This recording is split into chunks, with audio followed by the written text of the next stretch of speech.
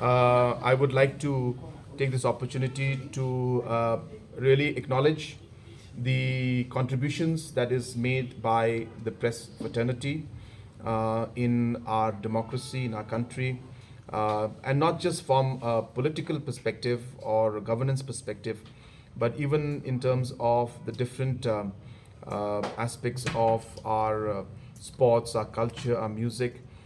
Press plays a very, very important role in ensuring that we are able to really bring out all these different things that are happening at a larger level to the rest of the country and to our state as a whole. So I appreciate and I acknowledge the work of the press fraternity and would like to thank them for their contribution in terms of ensuring that all the news and the information comes out in to the public in the right manner.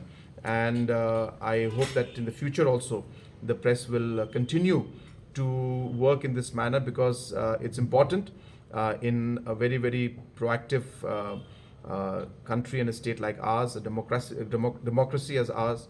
The role of the press is even more important. So I wish you all the very best, and I wish you all a very happy National Press Day. Thank you.